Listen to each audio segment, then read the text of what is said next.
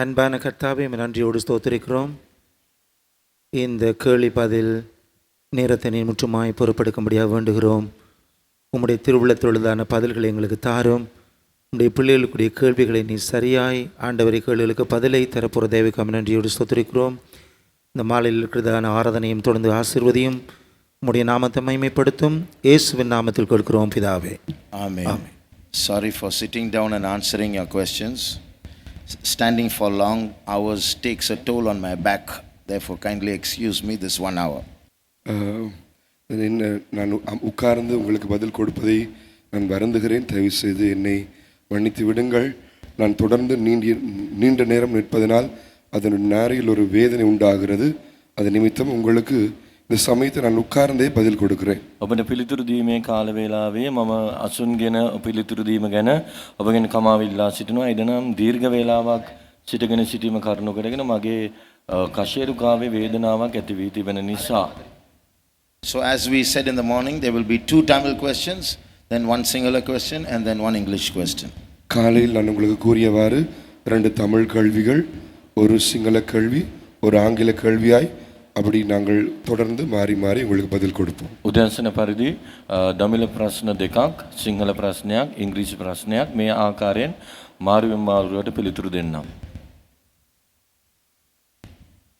நான் தண்ணீர் ஞானசானம் பெற்ற பாஸ்டர் விழுந்து போய்விட்டார். நான் அறிக்கை இல்லாமல் தான் ஞானசானம் பெற்றுக்கொண்டேன். ஆதலால் மறுபடியும் ஞானசானம் பெற முடியுமா? The pastor who gave me water baptism, he fell away, and I took water baptism without the confession of sins. මම වතුර බෞතිස්මය ලබා ගත්තම පාස්ටර්තුමා වැටී ගියා. මම වතුර බෞතිස්මය ලබා ගන්නා වූ අවස්ථාවේදී කියා සිටියේ නැහැ. නැවතත් මම වතුර බෞතිස්මය ලබා ගත යුතුද? Should I take water baptism once again? If the ritual of baptism, that means the norms specified in the scriptures for taking baptism, have been fulfilled, you don't have to take baptism again. வேதத்தில் ஞானஸ்நானம் எடுக்கும்படியாய் கொடுக்கப்பட்டிருக்கிறதான சட்டத்திட்டங்கள் விதிமுறைகளை படி நீங்கள் அந்த ஞானஸ்நானம் எடுத்திருப்பீர்கள் என்றால் மறுபடியுமாய் தன்னை ஞானஸ்நானம் எடுக்க வேண்டிய எந்த அவசியமும் கிடையாது. ඔබ වතුර බෞතිස්මය ගත යුතු පිළිවෙල ක්‍රමය මේ සියලු දේ ඉගෙනගෙන තිබෙනවා නම් නැවත වතුර බෞතිස්මය ගැනීමේ අවශ්‍යතාවයක් නැහැ. Even if the pastor who gave you baptism fell away, it's not going to have any negative impact on you. உங்களுக்கு தனி ஞானஸ்நானம் கொடுத்த பாஸ்டர் அவர் விழுந்து போனாலும் கூட உங்களுடைய வாழ்க்கையில் எந்தவித எதிர்மாறான தாக்கத்தையும் அது உண்டு பண்ணாது. ඔබට වතුර බෞතිස්මය ලබා දුන්නා වූ පාස්ටර්තුමා වැටී ගියා කියා ඉන් ඔබට යම්කිසි හානියක් හෝ බලපෑමක් ඇතිවන්නේ නැහැ. Like we are fixing our foundations after building a big building these days, in the same way, you don't have to go and take baptism again. Just fix that confession part. இந்த நாட்களில் நாங்கள் நம்முடைய அஸ்திபாரத்தை சரி செய்து சீர் செய்வாறு ஒரு பிரதான பலமாடி கட்டிடத்தை கட்டின பிறகும் நாங்கள் திரும்பி வந்து இந்த அஸ்திபாரத்தை சரி செய்கிறவாறு உங்கள் தண்ணீர் ஞானஸ்நான அனுபவத்தை சரி செய்து சீர் செய்து கொள்ளுங்கள். දැන් මේ දවස්වලදී අපගේ ඒ අත්තිවාරම පදනම අපි සකසා ගනිමින් සිටිනා වූ ආකාරයට ඔබ කල යුත්තේ කියා සිටීමේ ඒ කොටස ඔබ හරිගස්වා ගන්න. Somebody else also asked a question about, do we have to confess to God or do we have to confess to someone? இன்னும் ஒருவர் தேவனுக்கு அறிக்கை செய்ய வேண்டுமா இல்லாவிட்டால் வேறொரு நபருக்கு அறிக்கை செய்ய வேண்டுமா என்றும் கேட்டிருந்தார்கள். තවත් කෙනෙක් අසා තිබුණා දෙවියන් වහන්සේට කෙලින්ම කියා සිටින්න පුළුවන්ද නැත්නම් යම් කිසි කෙනෙකු ළඟට ගොස් කියා සිටිය යුතුද කියා. God pushed me from various ways to confess to someone. வெவ்வேறு வழிமுறையினூடாக வெவ்வேறு வழிகளினூடாக இன்னும் ஒருவரை அண்டி போய் அறிக்கை செய்யும்படியாய் தேவன் என்னை தள்ளி ஏவினார். දෙවියන් වහන්සේ යම් කිසි කෙනෙකු වෙතට ගොස් කියා සිටින පිණිස මාව විවිධාකාර මාර්ගයන් වලින් පෙළඹෙව්වා. ඒ උදෙසා උන්වහන්සේ තල්ලු කරා වගේ ක්‍රියා කළා. I was very hesitant to do this, but God spoke to me in 3 different ways in the same time period. அதை நான் செய்ய அதிக தாமதம் பண்ணி கொண்டிருந்தேன், தயங்கி கொண்டிருந்தேன். ஆனாலும் ஒரே சந்தர்ப்பத்தில் 3 வேறு வழிகளினூடாக இவ்வாறு நான் இன்னொருவரை அணுகி அறிக்கை செய்யும்படியாய் கர்த்தர் என்னை தள்ளி ஏவினார். මම එසේ කියා සිටීමට පසුබසිමින් දකිනු ලැබුවා. නමුත් දෙවියන් වහන්සේ මාර්ග තුන් ආකාරයකින් එසේ කෙනෙකු ළඟට ගොස් කියා සිටින පිණිස මාව පෙළඹෙව්වා. But as the questioner said, he said, not everyone is trustworthy. We can't open up to everyone. That is true. So you pray about it. God will show you the right person to confess to. அதை கேள்வி கேட்டவர் கூறுகிறவாறு, எல்லோரையும் நம்ப முடியாது, பாவரிக்கை செய்யும்படியாய் ஒரு நம்பிக்கையான நபர் வேண்டும், அவசியம். நீங்கள் அதை குறித்து ஜெபியுங்கள். சரியான நபர் அண்டை தேவன் உங்களை வழி நடத்துவார். හැම කෙනෙක්වම විශ්වාස කළ නොහැකි, විශ්වාසය රකී කියා ඔවුන් කෙරෙහි විශ්වාසය තබන්නට නොහැකි. ඒ නිසා සුදුසු කෙනෙක් කවුද, සුදුසු තැනැත්තා කියා ඔබට දෙවියන් වහන්සේ පෙන්වන පිණිස උන්වහන්සේගෙන් යාඥා කර ඉල්ලන්න. උන්වහන්සේ ඔබට පෙන්වයි. Next question. நான் ஒன்றை மிகவும் விரும்பி தேவனிடத்தில் எனக்கு கிடைக்க வேண்டுமென கேட்டிருந்தேன். இதற்காக நான் உபவாச வாரத்தில் 7 நாளும் தண்ணீர் கூட அருந்தாமல் உபவாசம் இருந்தேன். அத்தோடு இது எனக்கு வாலிபர் முகாமுக்கு போவதற்கு முன்பதாக கிடைக்க வேண்டுமென கேட்டிருந்தேன். ஆனால் எனக்கு அது கிடைக்கவே இல்லை. ஏன் அப்படி நடந்தது? தேவ சித்தம் இருந்தால் மாத்திரம் தான் கிடைக்குமா? நான் அதை அறிய விரும்புகிறேன். தேவனும் அதை அறிந்திருக்கிறார். அது எனக்கு கிடைக்குமா? என்னுடைய உபவாசம் பலனற்றதா? මම යමක් දෙවියන් වහන්සේගෙන් බලාපොරොත්තු වී උපවාස දින 7 පුරා වතුර හෝ පානය නොකර උපවාසයෙන් සිටමින් එය ඉල්ලා සිටියා. යූත් කැම්ප් එකට යන්න ප්‍රථමයෙන් ඒ මට ලැබිය යුතුයි කියා මා දෙවියන් වහන්සේගෙන් ඉල්ලුවා. නමුත් එය මට ලැබුණේ නැහැ.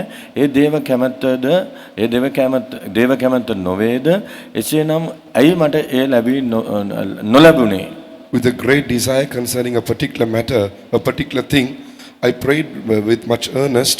Even during the 7-day fasting week, I fasted even without water for this particular matter, that I should receive it before the youth camp. But I did not receive it before the youth camp. Why is it that I didn't get it? Would I only receive it if it was the will of God? Why is this so?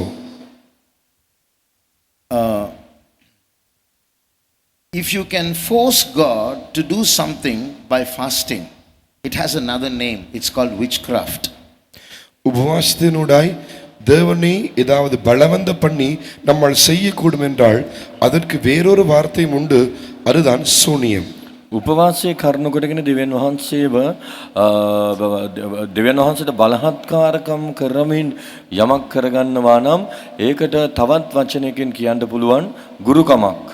How terrible it is to force God by not even drinking water to try to bend him to do something that he does not want to do. தேவன் செய்ய விரும்பாத ஒன்றை நாங்கள் தண்ணீர் கூட குடிக்காமல் அவரை பலவந்த பண்ணி அவரை அப்படியே வளைத்து செய்ய வைக்க முயற்சி செய்வது எவ்வளவு பயங்கரமான விடயம்.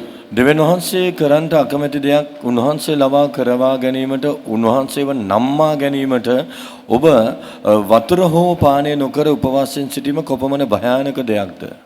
In 1 John 5:14 we read that if we ask anything according to his will, he heareth us.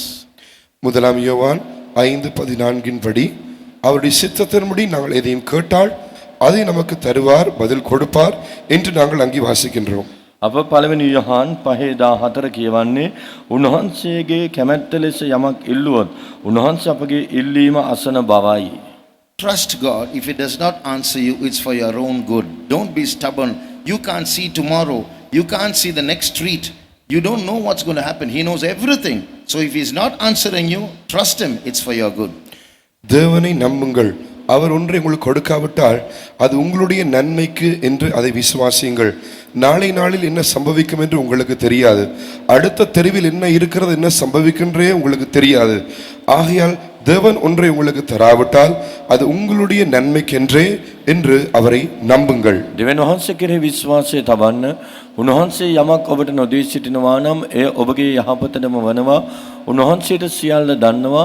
උන්වහන්සේ සියල්ල දැන සිටිනවා. ඒ නිසා එය ඔබගේ යහපතට බලහත්කාරයෙන් උන්වහන්සේගෙන් මුරණ්ඩ වී ඒ ආකාරයෙන් ඉල්ලා සිටින්නට එපා. On the other hand, I really appreciate that ability for you to fast without even drinking water for 7 days. It's a terrible thing for me. But if you can use it for something that is in his will, that will be very good. மறுபுறத்தில் நீங்கள் 7 நாட்கள் தண்ணீர் கூட குடிக்காமல் உபவாசம் இருப்பதை குறித்து நான் அதிக ஆச்சரியப்படுகிறேன். அது மெச்சத்தக்க விடயமாக இருக்கிறது.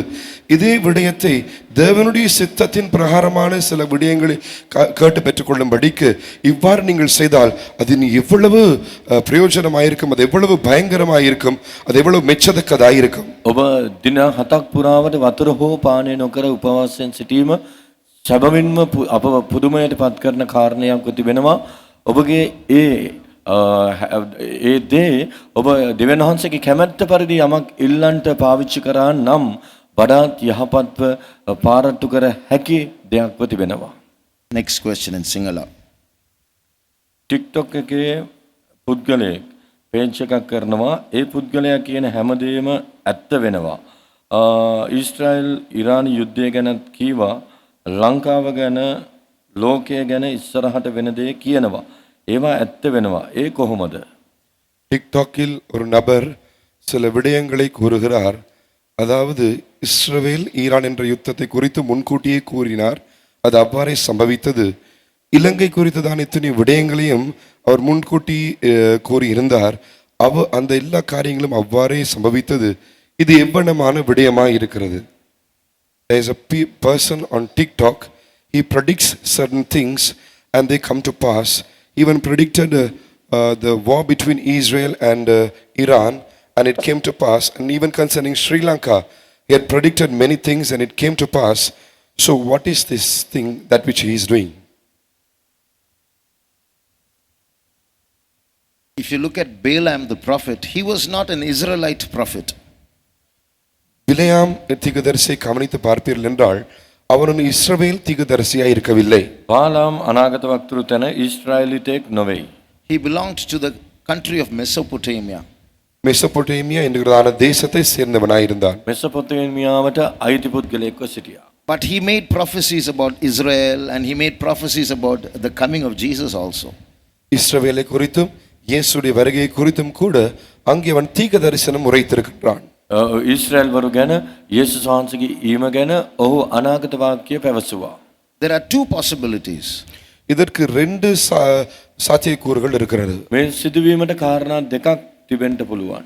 It's like, some people, their spirits by a freak accident are able to peep into their spirit world.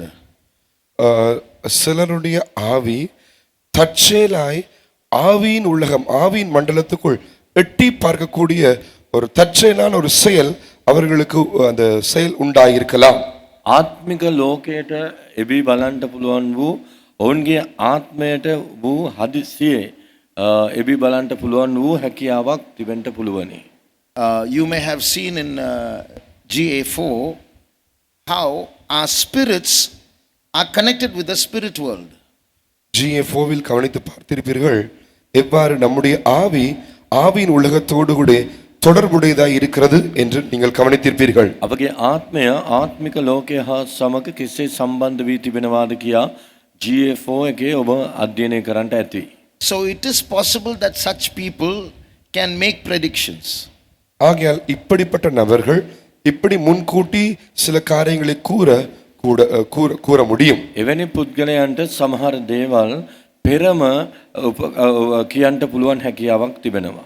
Or it is possible that God reveals such things to some people even though they are heathen or strangers. ஒரு இல்லாவிட்டால் ஒருவேளை சிலர் புறஜாதியினர் இருந்தாலும் கூட தேவன் அவர்களுக்கும் சில விடயங்களை வெளிப்படுத்துகிறவராய் இருக்கலாம். සමහර විට ඔවුන් අන්‍යයන්ව සිටියද දෙවියන් වහන්සේම ඔවුන්ට ඒ දේවල් එළිදරව් කරන්නටත් පුළුවන්. Like God spoke to Balaam the heathen prophet. புறஜாதி தீர்க்கதரிசி ஆகிய பிலேயாமோடு தேவன் பேசியது போல අනිචාතික අනාගත වක්තෘවරයෙක්ව සිටියා වූ බාලාම් හා සමග දෙවියන් වහන්සේ කතා කරාසේ. So in certain situations, in unexpected ways, this phenomenon is possible with even unbelievers. சில சந்தர்ப்பங்களில் சில சூழ்நிலைகளில் விசுவாசி அல்லாதவர்களுடைய வாழ்க்கையிலும் இப்படிப்பட்ட காரியங்கள் விடயங்கள் சம்பவிக்கலாம். සමහර වාතාවරණයන්ට අනුව සමහර සිදුවීම් වලට අනුකූලව ඇදලිවන්තයන් නොවන්නා වූ අයගේ ජීවිතවලත් එවැනි සිදුවීම් සිදුවිය හැක. Okay, now an English question. ஆங்கில கேள்வி. What is your opinion about being gay? Because some say that they have that feeling and are unable to overcome it. ஓரினை சேர்க்கையாளராக இருப்பதை குறித்து உங்களுடைய கருத்து என்ன? ஒவ்வொருவருக்கும் அதை குறித்து வெவ்வேறான உணர்வுகள், கருத்துகள், மனப்பான்மை இருக்கிறது. No, because some who are gay say they have that feeling and not able to overcome it. So why can't they be gay? That's the question. கேள்வி என்னவென்றால், ஒருனை சேர்க்கையாளராக இருக்கிறவர்கள் அவர்களுக்கு அந்த உணர்வு இருக்கிறது, அதிலிருந்து அவர்களால் வெளியே வர முடியவில்லை. ஆகையால் அவர்களை அப்படியே விட்டு விடலாமே. அவரை குறித்த விடயம் என்னது? සමලිංගික යන් සිටිනවා ඒ ඔවුන්ගේ ඒ හැඟීම් ඔවුන්ට තිබෙන නිසා ඒ ආකාරයෙන් ජීවත් වුණොත් ඇයි ඒක වැරදිද? அவர்களை அப்படி வாழ விட்டால் அது பிழையா? In Leviticus 18 and Leviticus 20 there are verses which say that being a homosexual or being a lesbian is wrong. லேவியராகமம் 18ஆம் அதிகாரம், லேவியராகமம் 18ஆம் அதிகாரம் 20ஆம் அதிகாரங்களில் 20ஆம் அதிகாரங்களில் ஓரினை சேர்க்கையாளராய் இருப்பது அது தவறு, அது பாவம் என்று தெளிவாய் கூறப்பட்டிருக்கிறது. ලෙවි 18 වන පරිච්ඡේදයේත් ලෙවි කතාව 20 වන පරිච්ඡේදයේත් ලියා තිබෙන්නේ ඒ ආකාරයෙන් සමලිංගික සේවනයේ යෙදීම පාපයක්ව තිබෙනවා කියයි. You can't justify right and wrong based on your feelings. உங்களுடைய உணர்வுகளை அடிப்படையாக கொண்டு எது சரி எது பிழை என்று தீர்மானத்திற்கு வர முடியாது. ඔබ හැඟීම් පදනම් කොටගෙන මේ නිවැරදි මේ වැරදි කියා තීරණයකට එළඹිය නොහැකිය. It is God who decides what is right or wrong, not man.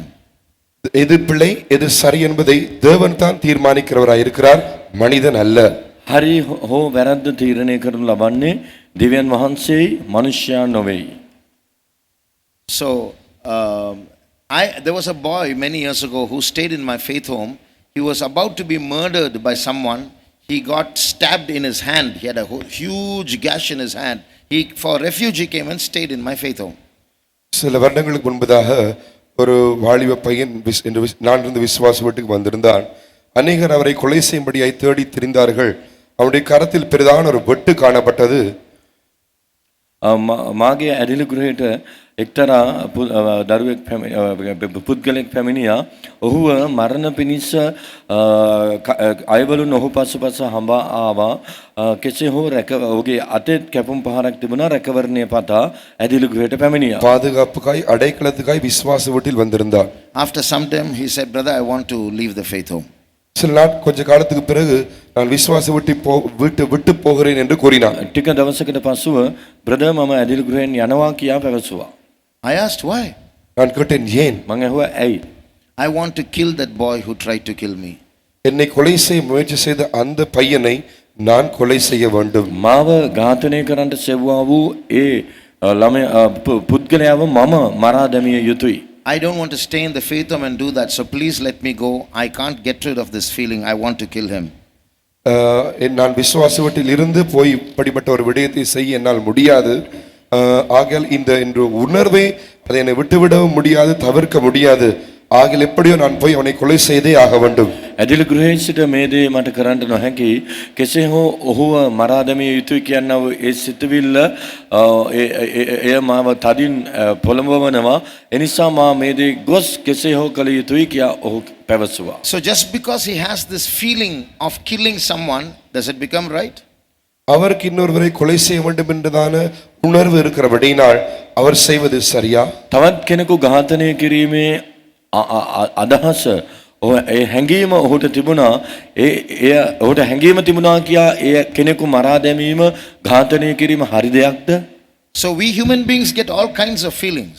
மனிதர்களாகி எங்களுக்கு இப்படிப்பட்டதான வெவ்வேறான உணர்வுகள் ஏற்படும். மனுஷයන් වන අපට විවිධාකාර වූ හැඟීම් ඇති වෙනවා. We are fallen human beings. நாங்கள் விழுந்து போன மனிதர்கள். අප වැටුණා වූ මනුෂ්‍යයන්. So we can't just say anything we feel like is okay and we can relent and yield to those feelings. நாங்கள் நினைக்கிற நமக்கு வர உணர்வுகள் எல்லாம் சரி என்று சொல்லி அது கிரியில் எழும்புவதற்கு நாங்கள் இடம் கொடுக்க முடியாது. අපට දැන් පැමිණෙන හැමම හැඟීමක් දැනීමක් මේ සියලු දේ වලට හැඟීම් වලට ඉඩ දිය නොහැකි. So if you get that feeling, whatever feeling it is, and you're not able to overcome, doesn't mean you have to yield to it. It becomes a terrible mistake that will lead you to hell. You have a savior, go to him. உங்களுக்கு ஏற்படுகிறதான அந்த உணர்வுகளை உங்களால் மேற்கொள்ள முடியாது என்றபடியினால் அதற்கு ஒப்புக் கொடுக்க வேண்டும், இடம் கொடுக்க வேண்டும் என்ற அர்த்தம் அல்ல. அப்படி செய்வீர்கள் என்றால் நீங்கள் நிச்சயமாய் நரகத்துக்கு போய்விடுவீர்கள். ஏன்? உங்களுக்கு ஒரு இரட்சகர் இருக்கிறாரே, நீங்கள் அவரை நோக்கி செல்லலாமே. ඔබට පැමිණෙන හැඟීම් දැනීම් හැම එකක්ම ඔබ ඉෂ්ට කර ගැනීමට උත්සාහ දරුවොත් අවසානයේදී සිටින්ට වෙන්නේ නිරයයි. නමුත් ඔබගේම හැකියාවෙන් ඒවෙන් ජයගත නොහැකි. නමුත් ඔබට ගැලුම්කාරයෙක් සිටිනවා. ඔබට උන්වහන්සේ වෙතට ගොස් ජයගත හැකි. Next question. அடுத்த கேள்வி தமிழ். ஊழியத்திற்கான அழைப்பு கிடைத்தது, அதை காத்துக்கொள் என்று சொன்னார்கள். அழைப்பு கிடைத்து 2 வருடம் காத்துக்கொண்டேன். சோதனை மத்தியிலும் விழுகையிலும் கூட. ஆனால் இப்பொழுது ஒரு கொஞ்ச காலமாக என் சுய இச்சையினால் அவரை விட்டு தூரம் போனதின் நிமித்தம் அவரின் நோக்கத்தை மாற்றியிருப்பாரா என்ற சந்தேகமும் குழப்பமும் அவிசுவாசமும் எல்லாம் ஒன்றாக சேர்ந்து நான் அதை இழந்து போனேன் என்று ஒரு சத்தத்தை கேட்கிறேன். இப்படி கேட்டாலும் இயேசுவின் சத்தம் எனக்கு கேட்கவில்லை. எப்படி அறிந்து கொள்வது அவரின் நோக்கம் என்ன என்று? When I received the calling for this ministry, they told me to preserve it. For 2 continuous years I preserved it. In spite of so many 2 years I preserved the calling. මට සේවයට කියා කැඳවීම ලැබුණා. වසර 2ක් ඒ උදෙසා බලා සිටින මෙන් පැවසුවා. In spite of all the trials and temptations and certain fallings in my life, I preserved it.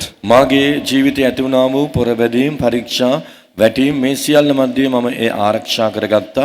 But later on I became a prey to lust in my life. නමුත් මම තෘෂ්ණාවකට අසු වුණා. And thereafter I feel like I've lost the calling. මාගේ කැඳවීම මා අහිමි කරගත්තා කියලා හැඟීමක් මට I've ඇති lost වුණා. all hope. මාගේ සියලු බලාපොරොත්තු සුණු වුණා. And I feel like there's some voice telling me that I've lost it. මම එය නැති කරගෙන තිබෙනවා කියන හඬක් මට ඇසෙනවා. And Jesus also doesn't seem to talk to me. යේසුස් වහන්සේත් මා හා සමග කතා කරනවා මෙන් තිබෙනවා. So have I really lost it? සැබවින්ම මා එය අහිමි කරගෙන සිටිනවාද? We believe that we are all the bride of Christ. That means we are all in a love relationship with Jesus. நாங்கள் எல்லோருமே இயேசுவோடு கூட ஒரு காதல் உறவில் இருக்கிறோம் என்பதை விசுவாசிக்கின்றோம். අප සියලු දෙනාම යේසුස් වහන්සේ හා සමග ප්‍රේම සම්බන්ධතාවයක් ඇතිව සිටිනවා කියා අපි විශ්වාස කරනවා. In that, getting a call for the ministry is a deeper relationship. அதிலும் கூட இந்த ஊழியத்துக்கு ஒரு அழைப்பை பெற்றுக்கொள்வது இன்னும் அந்த உறவில் ஒரு ஆழமான ஒரு அனுபவத்துக்கு அழைக்கப்படுவதாகும். ඒ අතරින් මේ සේවයට කියා කැඳවනු ලැබීම ඒ ප්‍රේම සම්බන්ධතාවයේ තමත් ගැඹුරට ගමන් කිරීමකි. So when you managed only for 2 years and fell away after that, it means you have become a traitor in your relationship with Jesus. 2 வருடங்கள் மாத்திரம் அழைப்பை பாதுகாத்துக் கொண்டு அதற்கு பிறகு உங்கள் வாழ்க்கையில் ஒரு விழுகை வரும் என்றால் நீங்கள் இயேசுவுக்கு ஒரு துரோகியாய் மாறிவிட்டீர்கள் என்பதாகும். අවුරුදු 2ක කාලයක් පමණක් ඒ කැඳවීම ආරක්ෂා කරගැනීමෙන් ඔබ ඒ වැටි යනවා නම් ඔබ උන්වහන්සේට ද්‍රෝහියෙක් බවට පත්වී තිබෙන වගයි. So he's not talking to you is obvious because he's sad in his relationship with you. You have hurt him. அவர் உங்களோடு பேசாமல் இருப்பது அது சாதாரண ஏற்றுக்கொள்ளத்தக்க விடயமாக இருக்கிறது. ஏனென்றால் அவர் உங்களை குறித்த விடயத்தில் காயப்பட்டிருக்கிறார். அவர் உங்களை குறித்த விடயத்தில் துக்கப்பட்டு இருக்கின்றார். ඔබගේ කාරණේ නිසා උන්වහන්සේ දුක් වී සිටිනවා, තුවාල වී සිටිනවා. ඒ නිසා උන්වහන්සේ ඔබ හා සමග කතා නොකර සිටීම සාධාරණ කාරණයක්. So there's no other go. You have to pursue him, keep asking sorry, get reconciled with him.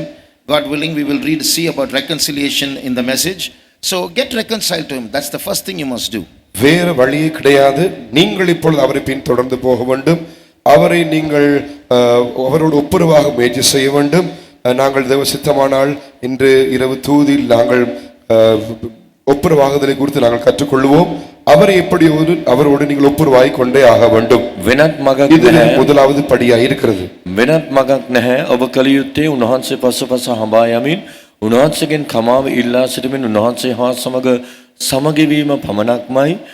සමගවීම සම්බන්ධයෙන් අද පණිවිඩයේදී ඔබට උගන්වා දෙන්නම්. So what sin you have done, I don't know. But one thing I want to tell you, God, Jesus is very, very merciful. நீங்கள் என்ன பாவத்தை செய்தீர்கள் என்று எனக்கு தெரியாது. ஆனால் ஒரு விடயத்தை உங்களுக்கு கூறுகிறேன், இயேசு மிகவும் மிகவும் இரக்கம் உள்ளவராயிருக்கிறார். ඔබ කුමන පාපයක් කළාද කියා මම දන්නේ නැහැ. නමුත් එක් දෙයක්, යේසුස් වහන්සේ ප්‍රේම දයාන්විත දෙවි කෙනෙක්. There are some sins like murder and adultery where God may not send you to hell, but then because of the gravity of that fault that you have sin that you have committed, he will have to shift you from plan A to another lower plan B. சில பாவங்கள் இருக்கின்றன, அதாவது கொலை, பாதகம், விபச்சாரம் போன்றவைகள். இவை நிமித்தமாய் அவர் உங்களை நரகத்துக்கு அனுப்ப போகிறார் என்று அல்ல. ஆனால் இப்படிப்பட்ட பாரதூரம் அந்த பாவங்கள் பாரதூரம் இருக்கிறபடினால் அந்த பாவங்களில் பாரதூரத்தின் நிமித்தமாய் அவருக்கு என்ற திட்டத்திலிருந்து ஆவணா என்ற திட்டத்திற்கு அவர் உங்களை கீழே இறக்கி மற்றைய திட்டம் இரண்டாவது திட்டத்துக்கு உங்களை கொண்டு போக வேண்டியதாகி விடுகிறது. ඔබව ඒ ආකාරයෙන් පාපයක් කිරීම කරුණු කොටගෙන උන්වහන්සේ කමාව නොදී නිරයට යවන්න කැමති වන්නේ නැහැ. එනමුත් ඔබ කාම මිත්‍යාචාරය, මිනීමැරීමක් වැනි ඒ වගේ භයානක පාපයක් කිරීම කරුණු කොටගෙන එහි තිබෙන බාහිර දූරත්වය නිසා ඔබව උන්වහන්සේ ඒ කියන්නා වූ සැලැස්මේ සිට ඉහළ B කියන්නා වූ සැලැස්මට, එසේත් නැත්නම් ඉහළ සැලැස්මක සිට පහළ සැලැස්මකට ගෙන එන්ට උන්වහන්සේට සිදුවේ. So in today's worship session, go to the cross, humble yourself, let your heart break, ask him sorry, ask him to speak to you, and he'll tell you, even if it is shifting from plan A to plan B, he'll tell you. இன்று ஆராதனை நேரத்தில் சிலுவை அண்டி செல்லுங்கள், உங்கள் இருதயத்தை உடையுங்கள், அவர் பாதத்தில் விழுங்கள், கண்ணீர் வடியுங்கள், நீங்கள் மன்னிப்பை கேட்டுக்கொள்ளுங்கள். அவர் உங்களை மன்னிப்பார். அவர் உங்களை முதலாவது திட்டத்திலிருந்து இரண்டாவது திட்டத்துக்கு கீழே இறக்குவார் என்றாலும் கூட அதை உங்களுக்கு இன்று உங்களுக்கு சொல்லுவார். අද නමස්කාරයේ වෙලාවේදී කල්වාරිය වෙතට යන්න ඔබගේ සිත විඳ ගනිමින් උන්වහන්සේගෙන් කමාව බැගෑපත්ව ඉල්ලා සිටින්න. උන්වහන්සේ අනිවාර්යෙන්ම ඔබ හා සමග කතා කරනවා.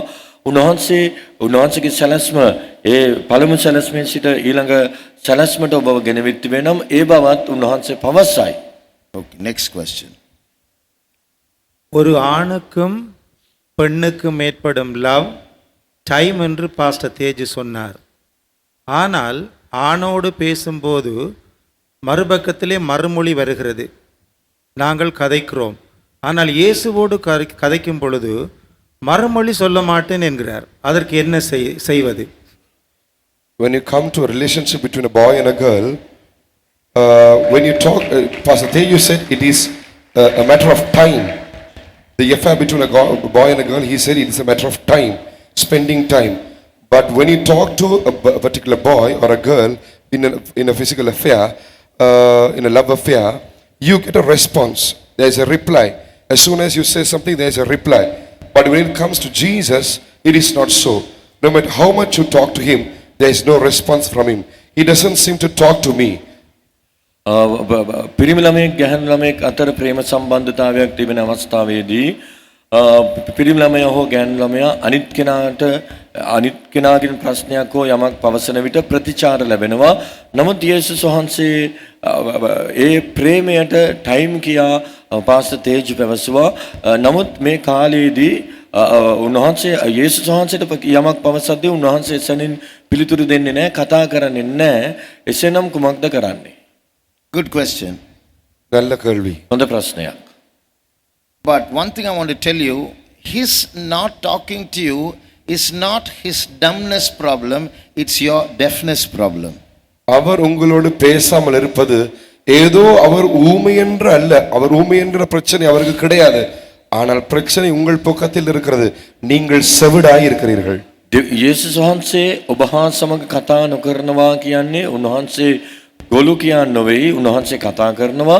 නමුත් ප්‍රශ්නේ තිබෙන්නේ ඔබ පැත්තේ ඔබ බිහිරිව සිටිනවා. God's voice belongs to a wavelength that is not audible. It can be understood only with the Spirit. தேவனுடைய அந்த சத்தம் குரலானது அதன் அலையானது நம்முடைய செவிகளால் கேட்கக்கூடியதான ஒரு ஒரு அலை அல்ல, ஒளி அலை அல்ல. ஆனால் நம்முடைய இருதயத்தால் இல்லாவிட்டால் நம்முடைய ஆவியில் புரிந்து கொள்ளக்கூடிய ஒரு ஒளி அலையாய் இருக்கிறது. උන්වහන්සේගේ හඬවනාහි අපගේ කනට ඇසෙන්නා වූ ශබ්ද තරංගයක් නොවේයි. ඊට වඩා අපගේ හදවත ආත්මයට තමයි උන්වහන්සේගේ හඬ ඇසෙන්නේ. ඒ ශබ්දේ තරංග වටහාගත හැකි අපගේ ආත්මයටයි. Even though God's voice may not be as frequent as human voices, one word from Him excites you and strengthens you and nourishes you more than 10,000 human voices. தேவனுடைய சத்தமானது அவள் கொடுக்கிற பதில் மனிதன் கொடுப்பதை போல அதிகமாய் தொடர்ந்து வருகிறதா இராவிட்டாலும் அவர் பேசுகிற ஒரு வார்த்தை, அவருடைய ஒரு பதில், ஒரு வார்த்தை, அது உங்களுக்கு மனிதனுடைய 10,000 மனித குரல்களை விட, சத்தத்தை விட அதிக வல்லமை வாய்ந்ததா இருக்கிறது. அது உங்களை அப்படியே பரவசப்படுத்தக்கூடியதா இருக்கிறது. உங்களை எல்லா விதத்திலும் பராமரிக்கக்கூடியதா இருக்கிறது. உங்களை பலப்படுத்தக்கூடியதா இருக்கிறது. உங்களை ஊக்குவிக்கக்கூடியதா இருக்கிறது. அவ்வாறு வல்லமை வாய்ந்ததா இருக்கிறது. උන්වහන්සේ මනුෂ්‍යයා කතා කරන්නක් මෙන් කතා නොකරනවා. උන්වහන්සේගේ එක වචනයකට මනුෂ්‍යයාගේ වචන දසදහසකට වඩා බලය තිබෙනවා. මනුෂ්‍යයා මෙන් නොවේ. උන්වහන්සේගේ ඒ එක වචනය කරුණු කොටගෙන ඔබව පුදුමයටපත් කරන්න, ඔබව සනසන්න, ශක්තිමත් කරන්න, ධෛර්යවත් කරන්න, උනන්දුවත් කරන්න එය බලයෙන් பூர்ணව තිබෙනවා. நீங்க இப்ப கேட்டீங்க, ஒரு மனுஷன் ஒரு மனுஷனோடு பேசும்போது உடனடியாக பதில் வருகிறது. அது என்ன? நம்முடைய சம்பாஷணை எப்படி? நல்லா இருக்கீங்களா, சாப்பிட்டீங்களா, அப்புறம் அப்புறம் இதுதான் நம்முடைய பாஷை. அர்த்தமில்லாத மாயையான மதிப்பற்றதான வார்த்தைகள். ஆனால் தேவன் பேசும்போது ஒரு வார்த்தை பேசினால் அது சரீரத்தை பலப்படுத்தும், ஆத்மாவை உயிர்ப்பிக்கும். அதுக்காக காத்திருந்து பெறுவது ஒரு இன்பம் தானே. Now you all told me when you all speak to a boy or a girl in an affair, you get an immediate response. So what do you say? How are you? Are you okay? So after that, so you keep on continuously having a conversation in this manner.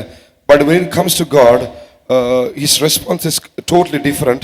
It is a pleasure to wait to get such a precious word. It is a pleasure to wait or tarry to get such a word from Him. ඔබ තවත් කෙනෙක් හා සමග සංഭാෂණයේ යෙදෙන අවස්ථාවේදී කොහොමද ඉන්නේ? කෑවද? බිව්වද? ඊට පස්සේ ඉතින් මොකද? එහෙම කියලා ඔබ දිගටම මේ මායාව පසුපස, ඒ අනවශ්‍ය දේවල්, නිෂ්ඵල දේ පසුපස ඔබ කතා කරමින් ගමන් කරයි. නමුත් යේසුස් වහන්සේ හා සමග කතා කිරීම එසේ නොවේ. උන්වහන්සේ එක වචනයකින් ඔබට පිළිතුරු ලබා දෙනවා. එය ඔබගේ ආත්මය ප්‍රාණවත් කරනවා, ශරීරය ප්‍රබෝධවත් කරනවා, ශක්තිමත් කරනවා. එය එසේව තිබෙනවා නම් උන්වහන්සේ කෙරෙහි බලා සිටමින් එක වචනයක් හෝ උන්වහන්සේගෙන් ලබා ගැනීම කොපමණ මිහිරි අත්දැකීමක්ව තිබෙනවාද? For me, waiting for His word doesn't make me restless. Waiting for His word gives me pleasure. அவருடைய வார்த்தைக்காய் காத்திருப்பது எனக்கு ஒரு சமாதானமற்ற ஒரு நிலவரத்தை கொண்டு தருவதில்லை. அவருடைய வார்த்தைக்காய் காத்திருப்பது எனக்கு இன்பத்தையே கொண்டு தருகிறது. මට උන්වහන්සේගේ වචනේ උදෙසා බලා සිටීම අසහනයක් හෝ මාව කරදරයට පත් කිරීමක් නොවේ. සැබවින්ම උන්වහන්සේගේ වචනයක් උදෙසා බලා සිටීම එය මට මහත් මිහිරක්ව තිබෙනවා. I know saints who have told Jesus, please stop talking to me because I can't write everything that you said. You're talking so much. So sometimes it's happened to me also. So when our ears get tuned, Jesus will talk a lot. நான் சில பரிசுத்தவான்களை அறிந்திருக்கிறேன். அவர்கள் இயேசுவே போதும், நீர் பேசினது போதும், நீர் பேசுறது எல்லாவற்றையும் எனக்கு எழுத முடியவில்லை, நீர் பேசினது போதும் என்று சொல்லுகிறதான பரிசுத்தவான்களை நான் அறிந்திருக்கிறேன். அவ்வளவா இயேசு பேசுகிறார். சில சந்தர்ப்பங்களில் எனக்கும் இந்த அனுபவம் உண்டாயிருக்கிறது. அவர் அதிகமாய் பேசுறபடினால் அதிகமாய் பேசியிருக்கிறார். அதற்காக நம்முடைய செவிகள் அவருடைய சத்தத்துக்கு அவருடைய குரலுக்கு இசைந்து கொடுக்கக்கூடியதாய் காணப்பட வேண்டும். මම සමහර ශුද්ධවන්තයන් දැන සිටිනවා ස්වාමිනී ඔබ වහන්සේ කතා කළා ඇති ඔබ මේ කියන සියලු දේම ලියන්න මට නොහැකි කියා ඒ වගේ පවස්සුවා වූ ශුද්ධවන්තයන් මා දැන සිටිනවා මාගේ ජීවිතේ පවා සමහර අවස්ථාවන් වලදී උන්වහන්සේ බොහෝසේ මහා සමග අඛණ්ඩව දීර්ඝව කතා කර තිබෙන අවස්ථාවන් තිබෙනවා අප කළ යුතු දේ කුමක්ද නම් උන්වහන්සේගේ හඬ අසන පිණිස අපගේ දෙසවන් ටියුන් කරගත යුතුයි තත් කැවිය යුතුයි එවිට උන්වහන්සේගේ හඬ අපට අසන්ට වටහා ගන්නට පුළුවනි. Next question. දෙවියන් වහන්සේ මාහට කියන් සිහිනෙන් කතා කරනු ලබනවා. මතු පැමිණෙන දේවල් එලිදරව් කරනු ලබනවා. கர்த்தர் எனக்கு சொப்பனத்தினுடாய் பேசுகிறார். இனி நடக்க போறவற்றை கர்த்தர் எனக்கு முன்கூட்டி அறிவிக்கிறார். The Lord speaks to me through dreams and he foretells me as to what is going to happen in the future.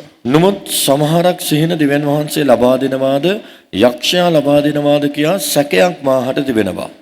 சில சந்தர்ப்பங்களில் சில சொப்பனங்களை தேவன் எனக்கு பெற்று தருகிறாரா பிசாசு எனக்கு பெற்று தருகிறாரா என்றுதான ஒரு குழப்பம் உண்டாகிறது. මේ වෙන්කර But sometimes I'm confused whether it is God or the devil who is speaking to me, who is revealing these dreams to me.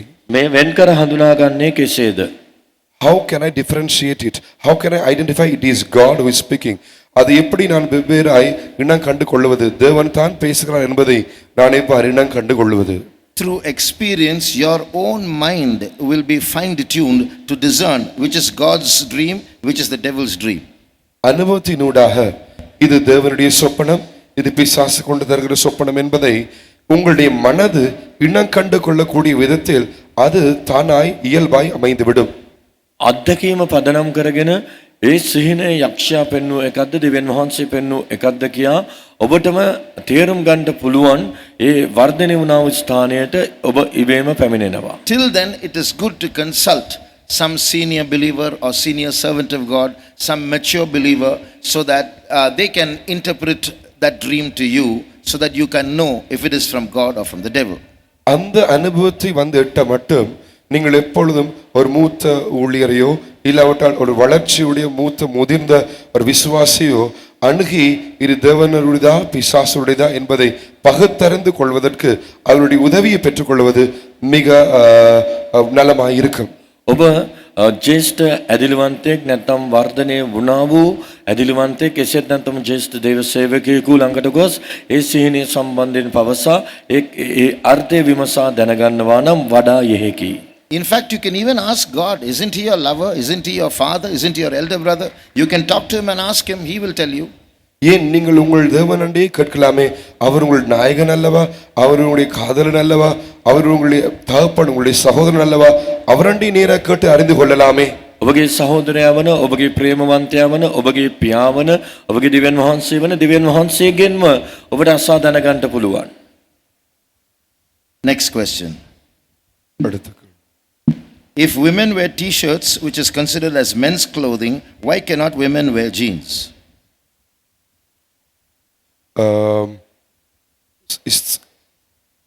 ஆண்களுடைய ஆடைகள் என்று அறியப்படுகிறதான டிஷர்ட்களை ஸ்திரீகள் அறிவார்கள் என்றால் ஏன் ஸ்திரீகளால் ஜீன்ஸும் அணிய முடியாது? පිරිමි ඇඳුමක්සේ සලකන්නා වූ ටී-ෂර්ට් ස්ත්‍රීන් අඳිනවා නම් ඇයි දිග කලිසම් අඳින්න බැරි? In the Bible, there is no mention of this. வேதாகமத்தில் இதை குறித்து எந்த விதமான விவரமும் கூறப்படவில்லையே.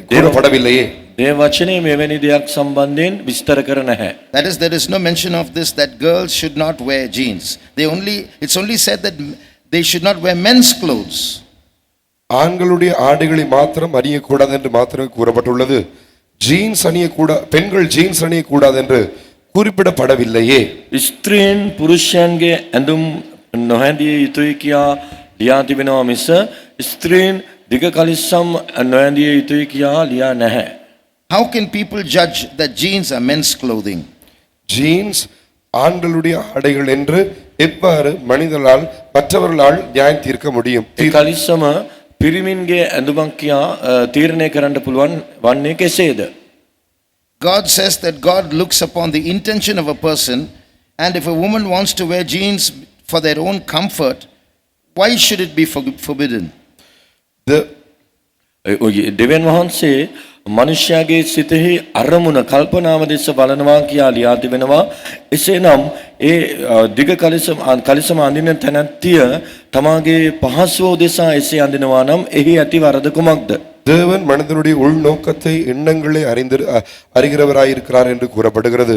அப்படி என்றால் பெண்கள் தங்களுடைய வசதிக்காக ஜீன்ஸை உடுத்துவதில் என்ன தவறு? Wearing frocks is risky, and therefore wearing jeans that are not tight to our body, is it wrong? ගෞමක් ඇඳීමේදී අපහසුතාවයන්ට මුහුණ දෙන්න සිදුවන නිසා ඇඟට තද නොවන පරිදි දිග කලිසමක් ඇඳීම වැරදිද? கவுன்களை உடுத்துவது அது சற்று ஆபத்தாய் இருக்கிறபடினால நாங்கள் டைட் இல்லாததான பெரிதான ஜீன்ஸை உடுத்துவது தவறல்லவே. If t-shirts are men's clothing, don't wear it. டி-ஷர்ட்கள் ஆண்களுடைய ஆடைகளாய் இருந்தால் அதை அணிய வேண்டாம். ටී-ෂර්ට් පිරිමින්ගේ ඇඳුම් මත වෙනවා නම් ඔබ එය අඳින්න එපා. Jeans are pants worn by men. Don't say it's not men's clothing. Jeans என்று சொன்னால் ஆண்கள் அணிகிறதான ஆண்களுடைய நீட்ட காட்சட்டையாக இருக்கிறபடினால் அது ஆண்களுடைய ஆடைகள் அல்ல என்று கூற வேண்டாம். දිග කලිසම පිරිමි අයගේ ඇඳුමක් නොවේ කියා ඔබ පවසන්න එපා. ඇයිද නම් පිරිමි අය දිග කලිසම් තමයි අඳින්නේ. Jeans were worn by cowboys in America. Cowboys means milkmen. Jeans முதலில் அமெரிக்காவில் இருக்கிறதான கவுபாய்ஸ் இல்லாவிட்டால் பால்காரர்களால் அணியப்பட்ட ஒரு ஆடையாக இருக்கிறது. ඇමරිකාවේ වෙස්සන්නාව ගොපල්ලන් ඒ සතුන් රැක බලා ගන්නන් ඇඳාව ඇඳුම තමයි දිග කලිසම. He won't wash his clothes for 10 days, so he is wearing jeans. That jeans of milkmen has become our fashion today. அவன் 10 நாளைக்கு அந்த ஜீன்ஸை கழுவ மாட்டான். அது அவனுடைய ஆடைகளாய் ஜீன்ஸ் அவனுடைய ஆடையாய் மாறியது. அந்த பால்காரனுடைய அந்த ஆடை அன்றிருந்த ஆடை இன்று நம்முடைய நவநாகரிகம் ஃபேஷன் ஆகி மாறிவிட்டது. ඒ ගොපල්ලන් දවස් 10 15 එකම කලිසම සෝදන්නේ නැතුව ඇඳගෙන සිටිනවා. එය අද අපගේ මෝස්තරේ විලාසිතාව බවට පත් වී තිබෙනවා. When God has specified certain norms about our dressing, we should not be looking for loopholes to suit our comfort. தேவன் ஆடைகளை குறித்து நமக்கு சில விதிமுறைகளை விதித்து இருக்கிறதான அந்த சமயத்தில் தானே நம்முடைய வசதிக்கேற்ற விதத்தில் நம்முடைய விருப்பத்துக்கேற்ற விதத்தில் அதில் ஏதாவது ஓட்டைகளை நாங்கள் தேடி கண்டுபிடிப்பது நல்லதல்ல. දෙවන් වහන්සේ අපගේ වස්ත්‍ර සම්බන්ධයෙන් යම් විනය නීති රීති පනවා තිබෙන අවස්ථාවේදී අපගේ පහසුව තකා ඉන් පැන යන රිංගා යන්ට ස්ථාන සිදුරු ලුහුඬු තැන් අප සෙවීම නුසුදුසුයි. If your life is about loving Jesus, you will be happy with my answer. But if your life is about following rules, you'll be uncomfortable with my answer. உங்களுடைய வாழ்க்கை இயேசு பின்பற்றி செல்கிறதாய் குறிக்கோளுடையதாக இருக்கும் என்றால் என்னுடைய பதில் உங்களுக்கு பிரியமாக இருக்கும். ஆனால் உங்களுடைய வாழ்க்கையானது இந்த உலகத்தின் நாகரிகங்களை பின்பற்றி செல்வதாய் இருக்கும் என்றால், if it's about following rules, அது சட்ட திட்டங்களை பின்பற்றி போகிறதான ஒரு வாழ்க்கையா இருக்கும் என்றால் என்னுடைய பதில் உங்களுக்கு அசௌகரியத்தை ஏற்படுத்தும். ඔබට මා ලබා දුන්නා ඔබ යේසුස් වහන්සේට ප්‍රේම කරන තැනැත්තියක් නම් ඔබට මා ලබා දුන්නා වූ පිළිතුරෙන් ඔබ සෑහීමකටපත් වෙයි. ඔබ නීති රීති පසුපස යන්ට කැමති කෙනෙක් නම් මේ පිළිතුර ඔබව කරදරයටපත් කරනවාක් මෙන් තිබේ. If you are very sensitive about exposure, wear long frocks, wear chudidar with loose pants. There are so many other alternatives.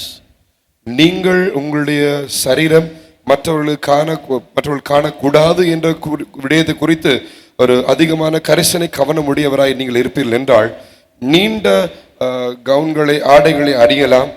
சுடிதார்கள் போன்று நீங்கள் அப்படி பெரிய ஆடைகளை நீட்டமான ஆடைகளை அணியலாம். ඔබගේ ශරීරයේ අවයවයන් පිළිඹු කරන්නට ඔබ ප්‍රදර්ශනය කරන්නට ඔබ අකමැති කෙනෙක්ව සිටිනවා නම් ඊට අදාළ වූ ශරීරයේ හැඩය නොපෙනෙන්නා වූ වස්ත්‍ර පැළඳිය හැකියි. Because we have to be very sensitive. We have a God. It's not about you, it's not about me, it's not about rules. We are under a God who is leading us. We have to be very careful about obeying Him. இது உங்களை குறித்த விடயமோ எங்களை குறித்த விடயமோ சட்ட திட்டங்களை குறித்த விடயமோ அல்ல. நமக்கு மீது ஒரு தேவன் இருக்கிறார். அவருக்கு கீழ்ப்படிந்து அடங்கி இருப்பது மிக முக்கியமாய் கட்டாயமாய் இருக்கிறது. මේ ඔබට අදාළ කාරණයක් හෝ අපට අදාළ කාරණයක් හෝ නීති රීති හෝ නොවේ. අප සියල්ලන්ට ඉහළින් දෙවියන් වහන්සේ සිටිනවා. උන්වහන්සේට අදාළ කාරණයකි. Next question. லவ் பண்ணுகிறவர்கள் கர்த்தராக இயேசுவினுடைய வருகையில் எடுத்துக்கொள்ளப்படுவார்களா? Will the ones who have a romantic affair get raptured at the coming of the Lord? ප්‍රේම සම්බන්ධතා ඇති අය යේසුස් වහන්සේගේ ඊමේදී ඔසවා ගනු ලබයිද? I can't say a yes or a no for it, but I'll tell you some things. இதற்கு ஆம் அல்ல இல்லை என்று நான் கூற முடியாது.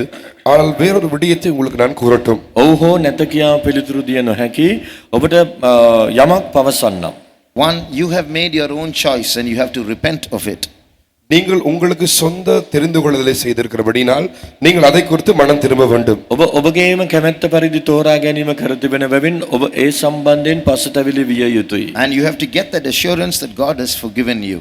கர்த்தர் உங்களை மன்னித்திருக்கிறார் என்ற மன்னிப்பின் நிச்சயத்தை பெற்றுக்கொள்ள வேண்டும். උන්වහන්සේ ඔබගේ වරදට කමා කර තිබෙනවා කියන ඒ පාප කමාවේ නිශ්චිතත්වය ඔබ ලබා ගත යුතුයි. If you fall in love and get married and nothing bad happens in your life, it's not a silent permission by God saying, "Oh, I'm okay with you."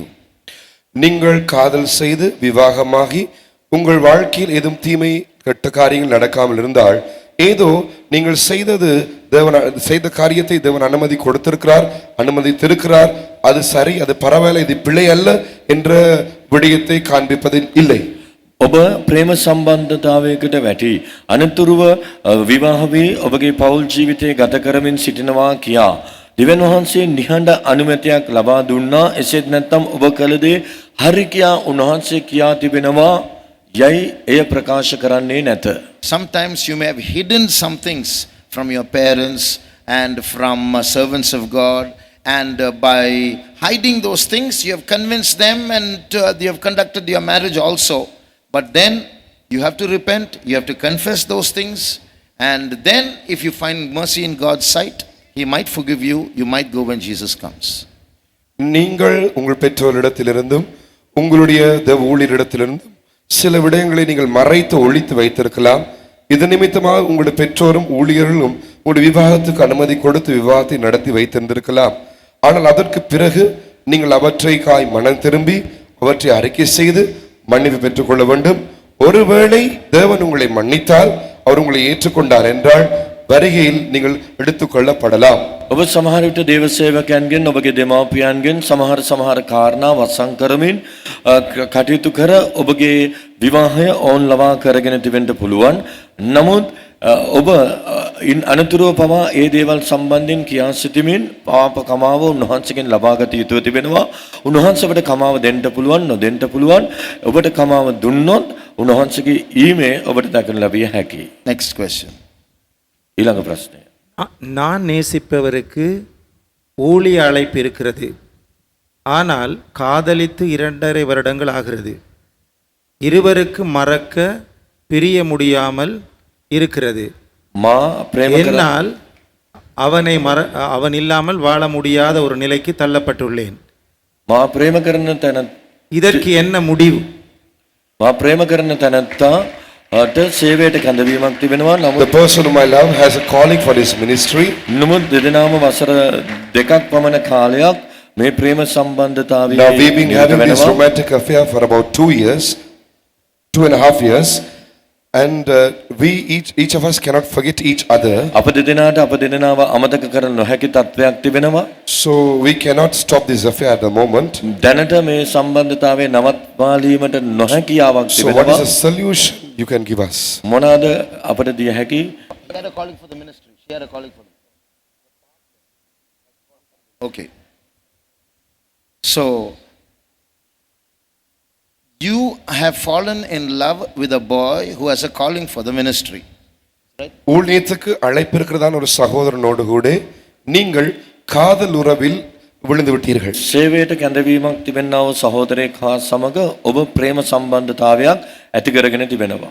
You have made a big mistake in your life. உங்களுடைய வாழ்க்கையில் ஒரு பெரிய தவறை செய்து விட்டீர்கள். ඔබගේ ජීවිතයේ ඔබ මහත් වරදක් කර තිබෙනවා. Saying you can't forget, so you're going to continue, is something very dangerous. உங்களால் மறக்க முடியாது, தொடர்ந்து செய்து கொண்டுதான் போக வேண்டும் என்று கூறுவது மிக ஆபத்தான ஒரு விடயம். ඔහු අමතක කරන්න බෑ, අකණ්ඩව මේ සම්බන්ධතාවය පවත්වාගෙන යා යුතුයි කීම භයානක දෙයක්, අනතුරු සහගත දෙයක්. You have to make a definite decision now. இப்பொழுதே உறுதியான தீர்மானத்தை எடுத்துக்கொள்ள வேண்டும். ඔබ දැන් ස්ථිර තීරණයක් ගත යුතුයි. Are you going to opt for the temporal pleasure of marriage, and after that your joy will be turned into sorrow? I can give you umpteen examples for this. Or are you going to go through this pain for making this mistake and give importance to reaching heaven safely? நீங்கள் இந்த தற்காலிகமான இன்பமாகிய, இந்த சந்தோஷம் இன்பமாகிய இந்த விவாகத்துக்கு நீங்கள் இப்பொழுது இடம் கொடுத்து அதற்கு பிறகு என்றென்றுமாய் தொடர்ந்து உங்கள் துக்கத்தை அனுபவிக்க போகிறீர்களா? உங்கள் துக்கம், உங்கள் சந்தோஷம் துக்கமாய் மாறி தொடர்ந்து துக்கம் துயரத்தை அனுபவிக்க போகிறீர்களா? இதை குறித்து எனக்கு ஏராளமான உதாரணங்களை உங்களுக்கு கொடுக்க முடியும்.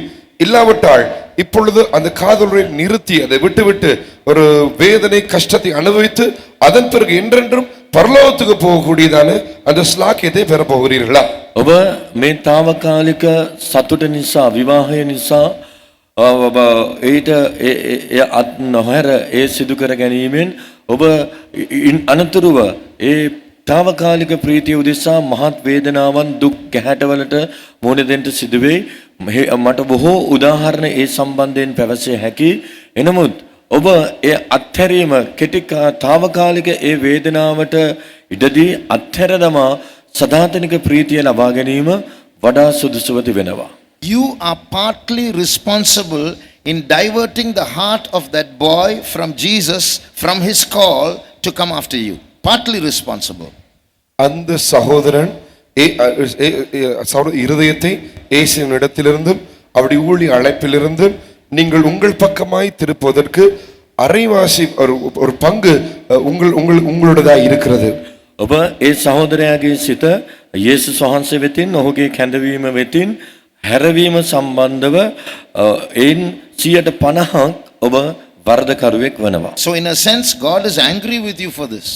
ஒரு விதத்தில் இதை குறித்து தேவன் உங்களோடு கோபமாய் இருக்கிறார். මේ සම්බන්ධයෙන් දෙවියන් වහන්සේ ඇතැම් විට ඔබ හා සමග කෝපාවිෂ්ඨව සිටිනවා විය හැකියි. So don't talk about I can't stop talking to him. Run away as fast as possible. ஆகையால் என்னால் அவரோடு கதைக்காமல் இருக்க முடியாது, மறக்க முடியாது என்று காய்த்து கொண்டிருக்க வேண்டாம்.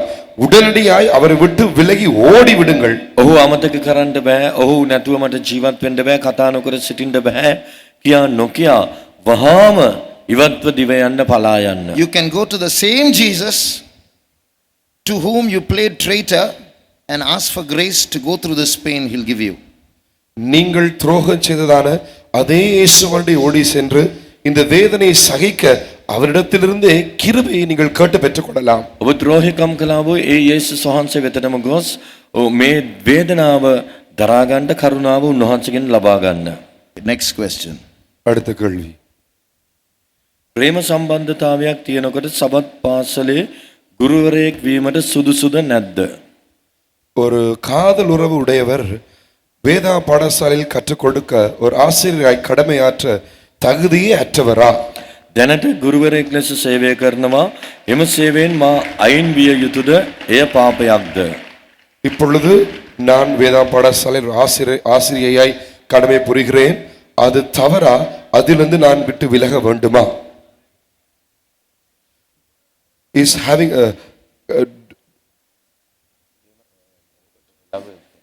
while having a romantic love affair, is it wrong for me to teach at the scripture school? I'm already a teacher at the scripture school. Should I immediately stop it? That's a good question. நல்ல ஒரு கேள்வி.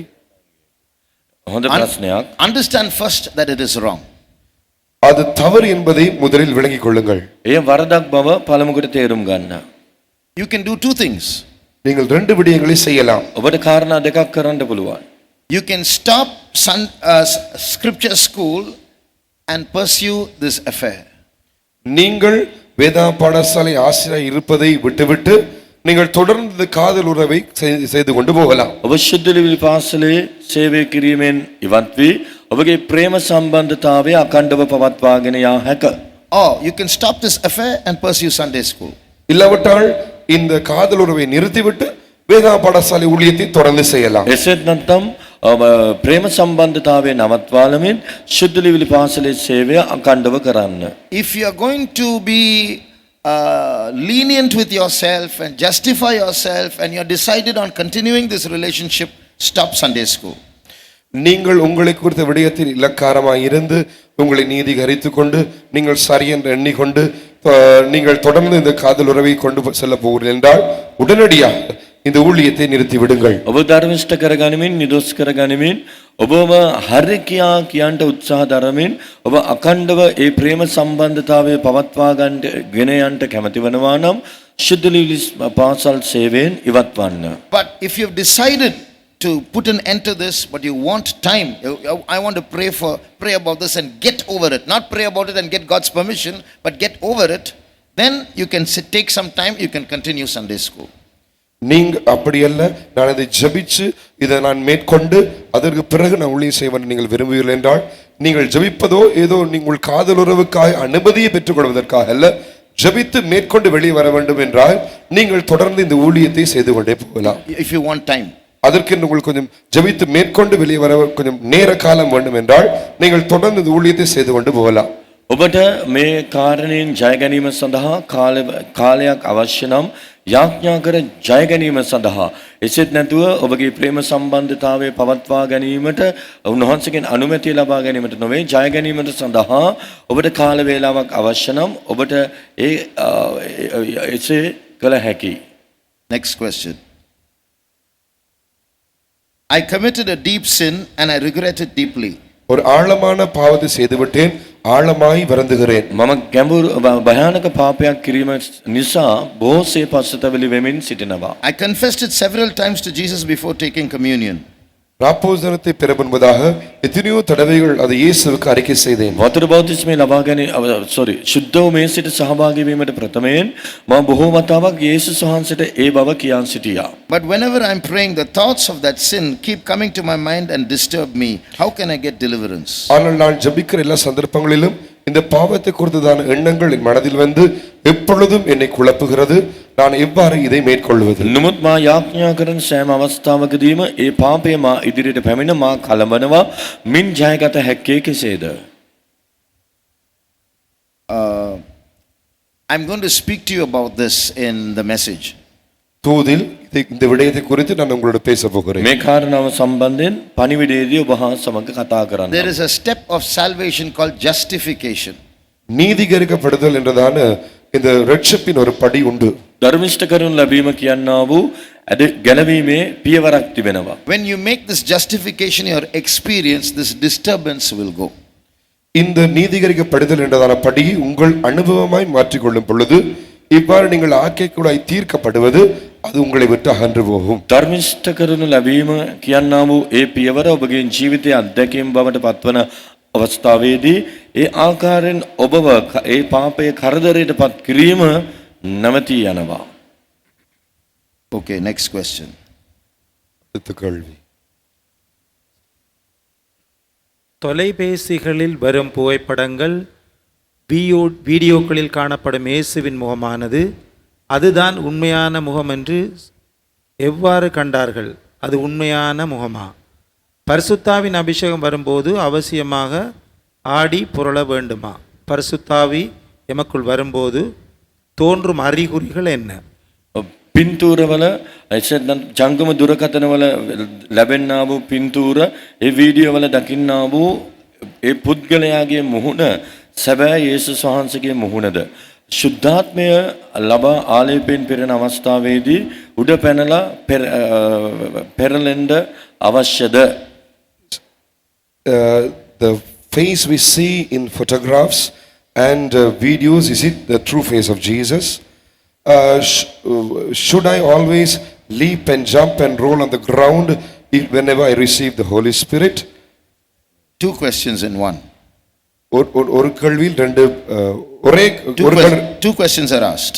ரெண்டு கேள்வியில் ප්‍රශ්න கற்றுக்கிறார்கள். දෙකක් අසා තිබෙනවා.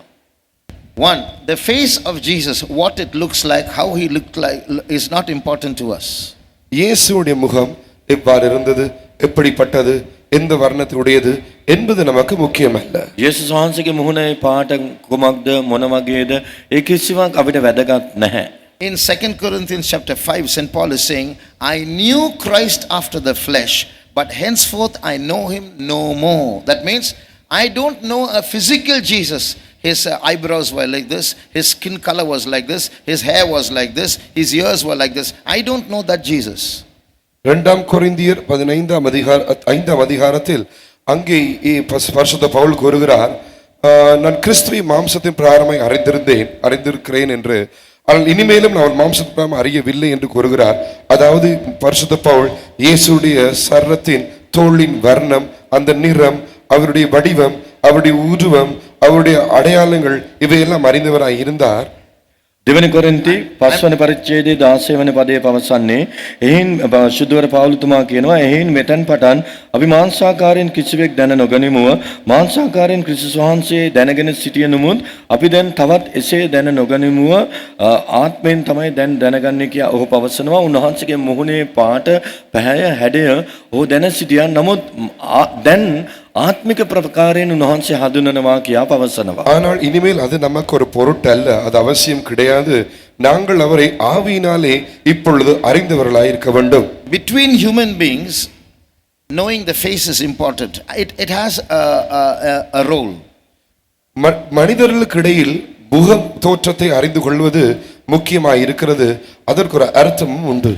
மனுஷයන් අතරේ මුහුණේ ස්වરૂපය හැඩය හඳුනා ගැනීම සඳහා අවශ්‍ය වනවා.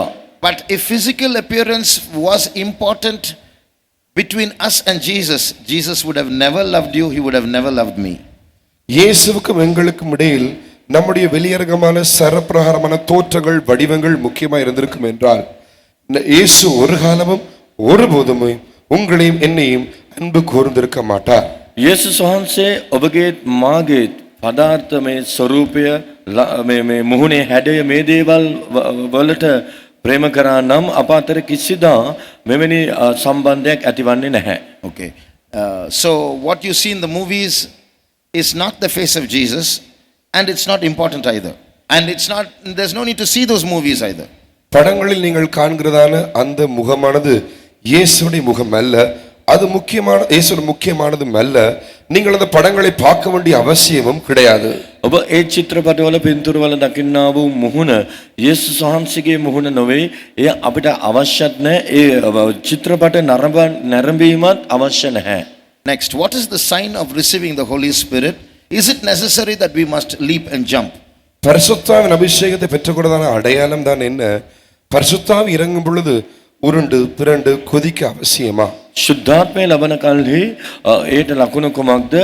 ඒ අවස්ථාවේදී පැන නැගමින් ශරීරයේ චලනය වීම අවශ්‍යද? In Acts 2:33, there is an aspect of seeing and hearing when we get filled in the Spirit. அப்போஸ்தலர் 2ஆம் அதிகாரம் 33ஆம் வசனத்தை வாசிக்கும் பொழுது, பரிசுத்தாவின் அபிஷேகம் நிறுவப்பட்டதான சமயத்தில் கேட்கின்றதான பேசுகிறதான ஒரு காண்கிறதும் கேட்கிறதுமான ஒரு அனுபவம் உண்டு. காண்கிறதும் கேட்கிறதுமான ஒரு அனுபவம் உண்டாயிருக்கிறது. ක්‍රියා දෙවනි පරිච්ඡේදයේ අප කියවන අවස්ථාවේදී ශුද්ධාත්මය ලැබූ කල්හි ඔවුන් ඒ ලකුණ අසන්ටත් දකින්ටත් ලැබුණා. So there will be a physical movement and there will be the unknown tongues also. அங்கே ஒரு சரப்பிரகாரமான அசைவும் காணப்படும். அதே நேரத்தில் ஒரு சத்தம் உண்டாகிறதாய் காணப்படும்.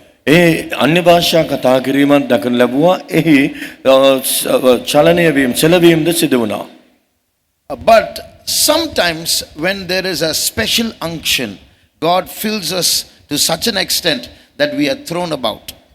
ஆனால் சில சந்தர்ப்பங்களில் விசேஷ அபிஷேகங்கள் நம்மில் ஊற்றப்படும் சமயத்தில் நம்மால் நம்மை கட்டுப்படுத்த முடியாமல் நாங்கள் தூக்கி வீசப்படுகிறோம். සමහර විශේෂිත අවස්ථාවන්හිදී උන්වහන්සේ අපිට දෙන්නා වූ ආලේපය දරාගත නොහැකිව අපට මැඩ පවත්වාගත නොහැකිව අප විසිකරනු ලබන අවස්ථාවන් තිබෙනවා. So it is not compulsory, but it happens. கட்டாயம் என்றல்ல, அது சில வேளை சம்பவிக்கலாம். එය අනිවාර්යෙන්ම කියා නොවේ සිදුවිය හැකි දෙයක්. Next question.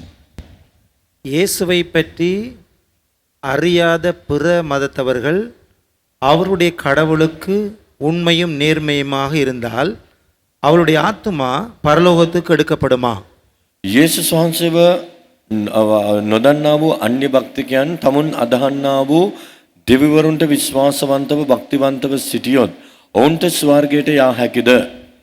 If the people who do not know about Jesus, if they would be faithful and devout to their God, at the end of their lives, would their souls be taken to heaven? The first and basic answer is no. முதலும் அடிப்படையான பதில் இல்லை. එසේ යා නොහැකි. We know that God is only one. நாம் எல்லோரும் அறிந்தவாறு தேவன் ஒருவராயிருக்கிறார். අප සැම දන්නා පරිදි අප එක දෙවි කෙනෙක් පමණයි සිටින්නේ. So being sincere to an entity that is not God is not an excuse. ஆகியல் தேவன் அற்றவராய் இருக்கிறதான இன்னும் ஏதோ ஒரு விடயத்திற்கு நாங்கள் உண்மையாய் இருப்பது அது ஒரு சாக்கு போக்கு அல்ல. සැබෑ එකම දෙවියන් වහන්සේට හැර වෙනත් කෙනෙකුට විශ්වාසවන්තව භක්තිවන්තව සිටීම නිදහසට කාරණයක් නොවේයි. Even if they are sincere in thinking that that is the real God and worship that entity, இதுதான் மெய்யான தேவன் என்று அவர்கள் நம்பி அதற்கு அவ்வளவு உண்மையாயிருந்து ஆராதித்து வந்தாலும் මෙය තමයි සැබෑ දෙවියන් කියා විශ්වාස කරමින් අදහමින් ඊට විශ්වාසවන්තව ජොලිතව සිටියත් there are some questions to be answered. அங்கே பதில் கொடுக்கப்பட வேண்டிய சில கேள்விகள் காணப்படுகின்றன. අසන පිණිස ප්‍රශ්න කිහිපයක් තිබෙනවා. Did you know about Jesus? Did you study Jesus and still chose to be sincere to another God? இயேசுவை குறித்து அறிந்திருந்தீர்களா? இயேசுவை குறித்து கற்றுக்கொண்டிருந்தீர்களா? அந்த சமயத்திலே நீங்கள் இயேசுவை விட்டுவிட்டு நீங்கள் இன்னும் வேற தேவர்களை பின்பற்றி அதை நமஸ்கரித்து அவைக்கு உண்மையாயிருக்க இயேசுவை விட்டு அந்த தேவர்களை தெரிந்து கொண்டீர்களா? යේසුස් වහන්සේ ගැන ඔබ දැන සිටියාද? උන්වහන්සේව ඔබ ඉගෙන ගත්තාද? එය එසේ තිබියදීත් ඔබ ඒ අන්‍ය දෙවිවරුන් කෙරෙහි විශ්වාසයෙන් සිටියාද? Or did you assume that all gods are ultimately the same and choose to worship this your God? இல்லாவிட்டால் எல்லா தேவர்களும் உண்டு என்று எண்ணி கடைசியில் இந்த தேவனை நீங்கள் ஆராதிக்க தெரிந்து கொண்டீர்களா? සියලුම දෙවිවරු එකයි කියා සිතමින් ඒ දෙවියන්ට නමස්කාර කිරීම ඔබ තෝරා ගත්තාද? Did you study the character of your God and think that God can have such a character? உங்கள் தேவனுக்கு இருக்கிறதான சுபாவங்களை நீங்கள் கற்றுக்கொண்டு ஒரு தேவனுக்கு இப்படியெல்லாம் சுபாவம் இருக்க முடியும் கூடும் என்று எண்ணினீர்களா? ඔබගේ දෙවියන්ගේ ඒ ස්වභාවයන් ඔබ ඉගෙනගෙන දෙවි කෙනෙකුට එවැනි ස්වභාවයක් තිබිය හැකිද කියා ඔබ ඉගෙන ගත්තාද? So based on all these factors, God is judge. ஆகையால் இந்த எல்லா காரியங்களையும் கருத்தில் கொண்டு தேவன் நியாயம் தீர்ப்பார். මේ සියල්ල පදනම් කරගනිමින් උන්වහන්සේ දෙවියන් වහන්සේ විනිශ්චය කරයි. But the truth is, it's very difficult to be sincere and worship a God who is not God. ஆனால் உண்மை சத்தியம் என்னவென்றால் தேவன் அல்லாத ஒரு தேவனாய் இருக்கிற ஒரு விடயத்தை நீங்கள் உண்மையாய் அதற்கு பக்தியாயிருந்து நமஸ்கரித்து வருவது கூடாத ஒரு விடயம். දෙවියන් වහන්සේ නොවන දෙයකට දෙවියන් කියා භක්තිවන්තව ඒ නමස්කාර කරමින් පැමිණීම නුසුදුසු දෙයක්. Because the moment you are sincere and you want to know the true God will himself reveal himself to you. ஏனென்றால் நீங்கள் உண்மையாய் இருக்க விரும்பி உண்மையாய் இருக்க முயற்சி செய்யும் பொழுதே உண்மையான தேவன் தம்மை உங்களுக்கு வெளிப்படுத்துவார். ඔබ විශ්වාසවන්තව අවංකව සිටීමට උත්සාහ දරන විට සැබෑ දෙවියන් වහන්සේ ඔබට එළිදරව් වෙයි. So why didn't God reveal himself to that sincere person who worshipped the wrong entity? ஏன் தேவன் அந்த பிள்ளையான தேவனை நமஸ்கரித்து வந்ததான அந்த நபருக்கு தன்னை வெளிப்படுத்தவில்லை? ඇයි ඒ වැරදි දෙවියන්ට නමස්කාර කරමින් පැමිණියා වූ තැනැත්තාට උන්වහන්සේ එළිදරව් නොවුනේ? So all these questions need to be answered. இந்த எல்லா கேள்விகளுக்கும் பதில் கொடுக்க வேண்டியதாக இருக்கிறது. මේ සියලු දේට පිළිතුරු දෙන්න සිදු වෙයි. Next. அடுத்து දෙවියන් වහන්සේ ਸਰව බලවත් නම් උන්වහන්සේ අවසානයේදී ජයගත යුතුව තිබෙනවා. தேவன் சர்வ வல்லவராய் இருப்பார் என்றால் இறுதியில் அவர் ஜெயிக்க வேண்டுமே. No. If our God is almighty, he would have to be victorious in the end. එසේනම් අවසානයේ බොහෝ සෙනග නිරයට යන්නේත් ස්වල්ප දෙනෙක් ස්වර්ගයට යන්නේත් මන්ද. அப்படி என்றால் எவ்வாறு இறுதியில் அநேக ஜன கூட்டத்தார் நரகத்துக்கும் ஒரு சிறிய கூட்டத்தார் பரலோகத்துக்கும் போகக்கூடும். If it is so, how can a multitude, a big crowd end up in hellfire at the end and a small group of people go to heaven? Victory is not based on a big group or a small group. Victory is based on who is ruling in the end. ஜெயம் என்று சொல்லும் பொழுது அது பெரிய கூட்டம் சிறிய கூட்டம் என்பதை அடிப்படையாய் கொண்டது அல்ல. ஜெயம் என்று சொல்லும் பொழுது யார் ஆளுகை செய்கிறார் என்பதை அடிப்படையாய் கொண்டதாக இருக்கிறது. ජය පදනම් වනුවේ පාලනය කරන්නේ කවුද යන්න මත මිස සංඛ්‍යාව මත නොවේයි. So, even if it's a small group, it's a minority, they are the ones who are going to rule in ஒரு eternity. ஒரு சிறிய கூட்டத்தாராய் இருந்தாலும் கூட சிறுபான்மையாராய் இருந்தாலும் கூட அவர் ஜெயிக்கிறவராய் இருந்தால் அவர்களை நிச்சயமாய் நித்தியத்தில் ஆளுகை செய்வார்கள். කුඩා කණ්ඩායමක් වුවද ජයගන්නේ සදාකාලයේ පාලනය කරන්නේ ඔවුන් නම් ජයගන්නේ ඔවුන්ය. So, about the big majority going to hell, பெரும்பான்மையா நரகத்துக்கு போற பெரும்பான்மையான கூட்டத்தை குறித்து නිරයට යන්නා වූ බහුතරය ගැන it is the misuse of the choices of the fallen man. அது விழுந்து போன மனிதர்களுடைய பிழையான தெரிந்து கொள்ளுதலை காண்பிக்கிறது. ඒ වැටුණා වූ මනුෂ්‍යයාගේ වැරදි තෝරා ගැනීම පෙන්눔 කරයි. It is the sad truth that the vast majority misuse their choices and might go to hell. துக்ககரமான உண்மை என்னவென்றால் பெரும்பான்மையானோர் தங்கள் தெரிந்து கொள்ளுதலை பிழையாய் பாவித்து நரகத்தில் சென்றடை விடுகிறார்கள். දුක්ඛිත කාරණේ කුමක්ද නම් බහුතරයක් දෙනා තමාගේ තෝරා ගැනීමේ නිදහස වැරදියට පාවිච්චි කොට නිරයට යාමට සුදුසු වනවා. But God can't be blamed for defeat because of that. இந்த தோல்விக்கு தேவனை குற்றம் சாட்ட முடியாது. පරාජය සම්බන්ධයෙන් දෙවියන් වහන්සේට චෝදනා කිරීමට නොහැකිය. So ultimately, God rules. That's the point. இறுதியில் தேவனே ஆளுகை செய்கிறவர். අවසානයේදී දෙවියන් වහන්සේම රජකම් කරනවා ඇත. One last question. අවසානයේදී கடைசி கேள்வி, අවසන් ප්‍රශ්නය If a person commits suicide due to a certain problem or any other issue, why is God sending them to hell? இது ஒரு பிரச்சனை நிமித்தமாகவோ வேற ஏதும் காரணத்தின் நிமித்தமாகவோ ஒருவர் தற்கொலை செய்து கொள்வார் என்றால் ஏன் தேவன் அவரை நரகத்திற்கு அனுப்புகிறார்? යම් කිසි ප්‍රශ්නයක් හෝ හේතුවක් කරුණු කොටගෙන යමෙක් සියදිවි හානි කර ගන්නවා නම් දෙවියන් වහන්සේ ඔහුව ඒ තැනැත්තාව නිරයට හෙලන්නේ මන්ද? They die because they couldn't hold any longer. Shouldn't God give them a chance? அவர்கள் மரித்ததோ தொடர்ந்து அவர்களால் ஜீவிக்க முடியாத நிமித்தமாக தேவன் ஏன் அவர்களுக்கு மறுபடியும் இன்னும் ஒரு சந்தர்ப்பத்தை கொடுக்க கூடாது? ඔවුන් මිය යන්නේ තමන්ට තවත් ජීවත් විය නොහැකි බැවිනුයි දෙවියන් වහන්සේ ඇයි ඔවුන්ට තවත් අවස්ථාවක් දෙන්නේ නැත්තේ? In Tamil, suicide is called self-murder. தமிழில் தற்கொலை என்று ஒருவர் தன்னைத்தானே கொலை செய்து கொள்வதை தற்கொலை என்று அழைக்கப்படும். තමාගේම ජීවිතය විනාශ කර දැමීම මරා දැමීම සියදිවි හානි කර ගැනීම කියා පවසනවා. In many countries, attempting suicide is a crime. You can be imprisoned for that. அநேகமான நாடுகளில் நீங்கள் தற்கொலை செய்ய முயற்சி செய்தாலே அது ஒரு பெருங்குற்றமாய் இருக்கிறது. இதன் நிமித்தமாய் சிறையில் அடைக்கப்படலாம். සමහර රටවල සියදිවි හානි කර ගැනීමට උත්සාහ දැරීමත් බරපතල වරදක්ව තිබෙනවා. ඒ නිසා ඊට සිර දඬුවම් පවා නියම වෙනවා. So,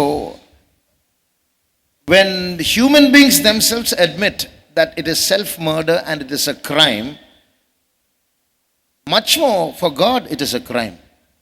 மனிதர்களே தங்களை தாங்களே கொலை செய்து கொள்வது அது ஒரு தற்கொலையானது ஒரு குற்றம், தண்டனைக்குரிய குற்றம் என்று ஏற்றுக்கொள்வார்கள் என்றால் தேவனுடைய பார்வையில் அதைவிட அது எவ்வளவு பெரிய குற்றமாய் காணப்படுகிறது. මනුෂ්‍යයාගේ බැල්මෙන්ම කෙනෙකු සියදිවි හානි කර ගැනීම වරදක් ලෙස දකිනු ලබනවා නම් දෙවියන් වහන්සේගේ බැල්මෙන් එක් කොපමණ මහත් වරදක්ද? God makes the decision in giving some people chances. He has given people chances. தேவன் சிலருக்கு சந்தர்ப்பங்களை கொடுப்பதை குறித்து அவர் சில சந்தர்ப்பங்களில் தீர்மானம் எடுக்கிறவர். எத்தனையோ பேருக்கு அப்படி சந்தர்ப்பங்களை கொடுத்திருக்கின்றார். දෙවියන් වහන්සේ යමෙකුට අවස්ථාව දීම සම්බන්ධයෙන් තීරණ ගන්නා වූ තැනන් වහන්සේව සිටිනවා. බොහෝ දෙනාට උන්වහන්සේ සේ අවස්ථාවන්ද දී තිබෙනවා. I know people who have attempted suicide and have survived. தற்கொலை முயற்சியில் ஈடுபட்டு அதில் தப்பிக்கொண்ட எத்தனையோ பேரை நானும் அறிந்திருக்கின்றேன். සියදිවි හානි කර ගැනීමට උත්සාහ දරා ඉන් බේරුණා වූ අයවලුන් ගැන මාද දැන සිටිනවා. So, but if some people can't hold any longer, they should have been wise enough to go to the Savior. He's a help in time of trouble. He's a God of all comforts, of every kind of comfort. Why didn't they go to him? Why did they make such a foolish decision? ஒருவரால் தொடர்ந்து வாழ்க்கை வாழ முடியாதென்றால் அவர்கள் இரட்சகரிடத்தில் போயிருக்கலாமே. அவர் எல்லா ஆறுதலின் தேவனாய் இருக்கிறாரே, அவர்கள் ஏன் தற்கொலை செய்து கொள்ள வேண்டும்? அவரிடத்திலிருந்து போய் விடுதலையை பெற்றுக் கொண்டிருக்கலாமே. යමෙකුට තවදුරටත් ජීවත් වීමට නොහැකි නම් ඔහු සියදිවි හානි කර ගන්නවා වෙනුවට තමාගේ ගැලවුම්කාරයා වෙතට ගොස් ඒ ප්‍රශ්න ගැටලු පීඩා අමාරුකම් වලින් සහනය මිදීම උන්වහන්සේගෙන් ලබා ගන්නා පිණිස නුවණැති කෙනෙක් බවට පත්විය යුතුයි. When a person commits suicide, God doesn't take that soul and throw him into hell. It's a natural consequence of a sin. ஒருவர் தற்கொலை செய்து கொள்ள சமயத்தில் அந்த நபருடைய ஆத்மாவை தேவன் எடுத்து நரகத்தில் வீசி விடுவது கிடையாது. அது பாவத்தின் ஒரு பிரதி விளைவாய் இருக்கிறது. அது தானாகவே இயல்பாகவே அந்த ஆத்மா நரகத்துக்கு செல்கிறதா இருக்கிறது. කෙනෙක් සියදිවි හානි කර ගන්නා වූ අවස්ථාවේදී උන්වහන්සේ ඒ පුද්ගලයාව නිරයට විසිකර දමනවා නොවේ.